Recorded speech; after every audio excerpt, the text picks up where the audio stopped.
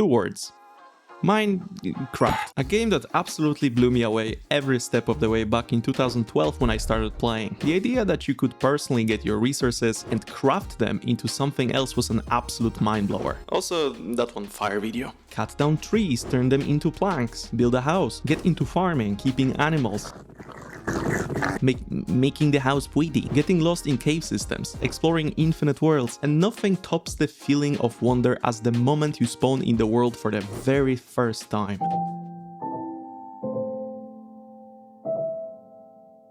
The whole concept of Minecraft was absolutely captivating, but not everlasting, at least not for me. As I grew older and years went by, I started losing interest. The occasional 2 weeks Minecraft phase was still there, of course, but it never really captured the same feeling. I started losing interest in my worlds faster and faster, getting bored of the stale progression, trivial survival mechanics, and generally didn't like the direction of Minecraft over all these years. Even modding didn't do it for me, even though some mod packs are pretty great. Not to mention each Minecraft update being more and more underwhelming, but that's pretty much a meme now. And so I began to wonder, is there a game that could capture the older me the same way the old Minecraft did to my younger me? Or something like that?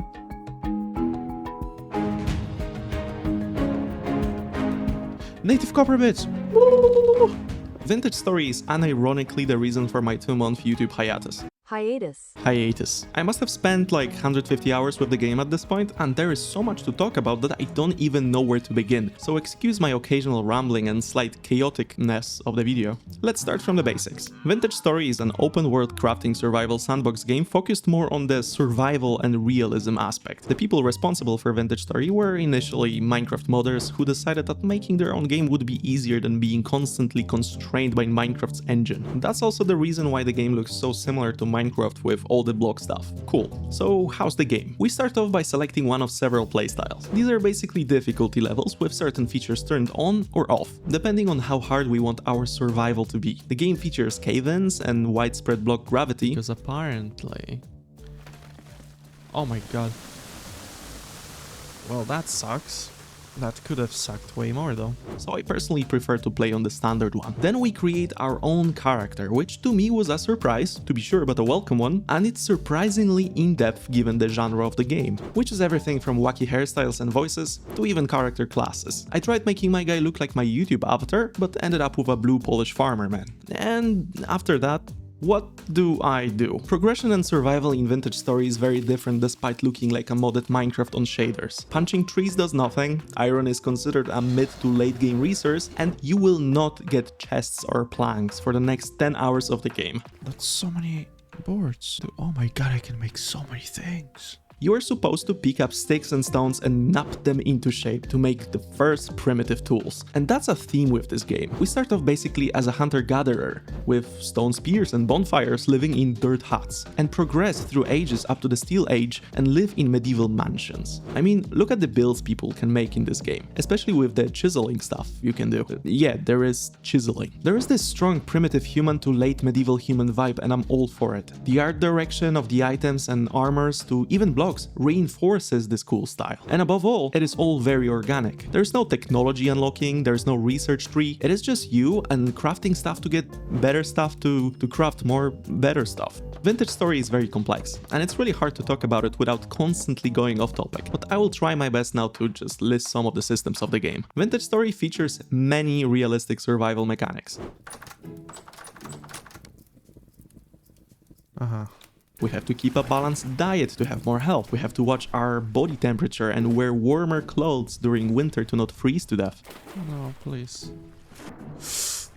That's the worst thing that could have happened. I fell into water while I'm freezing. Okay. Okay, it's increasing. Oh my god. The game features fully dynamic seasons and latitude system. That means that depending on how far north or south we go, the cooler or hotter it will become, and the sun's movement will adjust accordingly as well. That means that in theory we can see a full midnight sun in certain places of the world, or that days are longer during summer and shorter during winter. Trees, grass and animals also interact with the temperatures. Leaves and grass blocks will change colors slowly to represent fall, and animals will drop less meat during winter to represent their lower weight due to food scarcity, making hunting harder and farming during winter near impossible. Dead. Okay. Okay, my crops are dead. And that's why preparing for winter is one of the best early goals of Vintage Story, and it is more than a good idea to store as much food as possible for the colder times. Apart from that, the weather is also dynamic, so rain and storms do not cover the entire world. We can easily settle in places where rain is more common or less common. We can also see the rain and storm clouds going over areas far away from the player. Even stuff like rock strata are simulated and fully dynamic. Sometimes you spawn in a limestone biome, and sometimes in a granite hellscape with only granite for thousands of blocks in each direction. And don't even start me on smithing and general crafting. Early game you will melt metals in a special dish and then pour it into molds to make tools. Molds that you physically make from clay voxels, by the way. But later you will actually hammer glowing hot ingots into shape on an anvil. You need a pickaxe? Here you go. Take a hammer and slam that chunk of metal into shape. Need plate armor? Craft like a billion plates, slap them on top of a leather armor. I have a full plate body armor made from tin bronze, making me indestructible, I think. Leather that you literally make through the process of actual tanning over several in-game days in a barrel. It all seems complex, but it's really intuitive and rewarding, if a bit grindy. There's also an in-game guide tab where you can look up all the recipes and tutorials about pretty much all of the game's mechanics if you are getting lost. Nugget. And of course, in a standard survival crafting game fashion, evil beings come out at night to haunt the player. And even though some are rather goofy, the majority is absolutely terrifying to see running full speed at you in a cave. There was... Oh my... Oh shit. It's much harder during the temporal storms though, which are basically dynamic reality-bending storms during which surviving outside your base might be near impossible. Due to the amount of how do you pronounce it? Due to the amount of eldritch horrors just wandering around. And all that is not even the tip of the iceberg, because Vintage Story has an insane amount of little systems like that. Even stuff like cooking, baking and farming are tenfold more complex than in Minecraft. For instance, to maximize our farming potential, we can rotate our crops depending on season. We have to remember to water our plants, use correct fertilizer, or to put up a fence to keep the pests away from our crops. There's so much organic interaction. It's like the devs just made 100 interconnected systems and just let it go wild in the world gen. It does. Wait, I can actually eat the children. I'm so sorry. Oh, there's another one. Come here.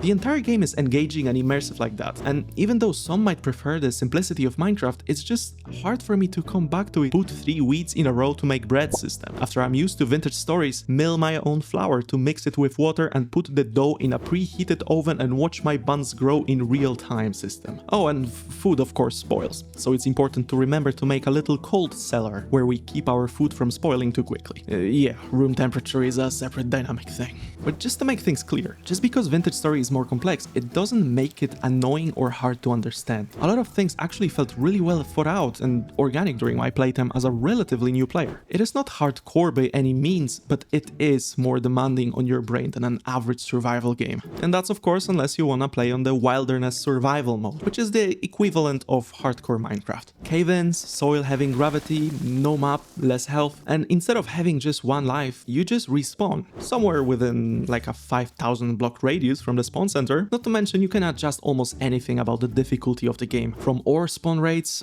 to how fast you mine and so on, making your experience as easy and chill or as hardcore as you want. But what really makes Vintage Story so special to me is the sheer depth of its world. Not just in terms of mechanics, but the feeling of actually existing in it. Exploration isn't just about finding cool terrain, although the terrain is pretty cool. It's about uncovering history. Ancient ruins are scattered around, hinting at some long-lost civilization. The game never spoon-feeds you lore. Everything is just there. The first time I found some old moss-covered ruins, I had no clue what they were, and that was exciting because I didn't know what to expect. And then there's the underground. Caves in Vintage Story aren't just big holes in the ground with ore slapped on the walls. They are vast, dark, and actually kinda terrifying. They feel like actual underground networks full of twisting tunnels, deep pits, and echoes of monsters just blobbing around. You can just place a few torches and call it a day. Light sources actually burn out, supplies run low. You can actually get lost down there and starve. And trust me, you do not want to be stuck underground when your last torch burns out.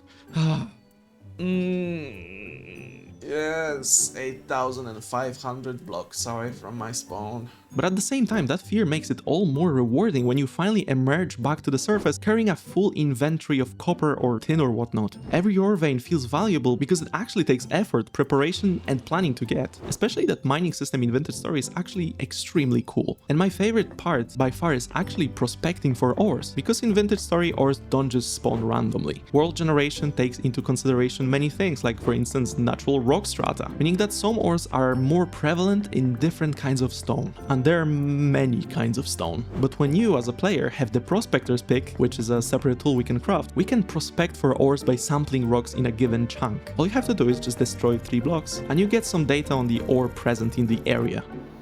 And if you prospect in a network of points, you can actually pinpoint and hunt for huge deposits purely by gathering data and some prediction. I'm sorry, but this just straight up makes Minecraft's mining boring to me now. Finding a massive deposit of ore just because you gathered data and predicted the outcome is just pure bliss. Or prospecting a chunk and getting that high next to your ore that signifies that you just struck a chunk with a massive amount of that resource. And that's why Vintage Story has taken over my life for the past 2 months. Every single step in progression feels meaningful. Nothing is handed to you, but nothing ever feels unfair either. Every tool, every piece of armor, every new thing you learn is something you earned through actual gameplay, not just slapping materials into a crafting table. The game doesn't just simulate survival, it simulates growth. And I don't mean it in terms of gear. Your knowledge as a player expands. My first playthrough was clumsy. I wasted a lot of time on the wrong things. Now on my 4th one, I progressed 10 times as fast, comparably, already rocking all that bronze gear before even the first summer ended. But even after all these hours, I still feel like I'm only scratching the surface. There's still automation I haven't messed with, there are still advanced materials I haven't crafted, there's still the entire mystery and story of the world that I haven't uncovered. And of course there are also mods, which there's surprisingly a lot considering that Vintage Stories are a rather underrated game. So yeah, Vintage Story kinda ruined Minecraft for me.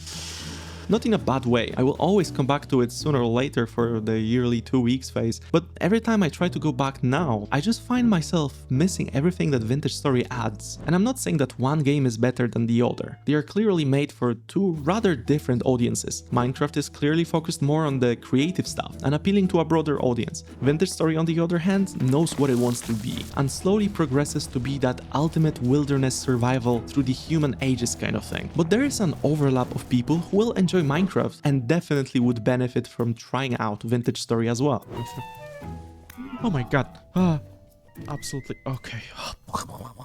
And to those people I say, go and play this game now. You will not regret it. Especially that the game gets updates very regularly and the roadmap is very clear. Devs also seem like walking green flags of gaming, so there's that. It's important to mention it in the year of 2025 when some devs would sell their player bases for a small pile of coins on the black market. As for me, I would play Vintage Story even more, despite the fact that I probably should take a break. But I honestly can't. I just have to go prospect for more of that tin I needed for that armor. Thanks for watching.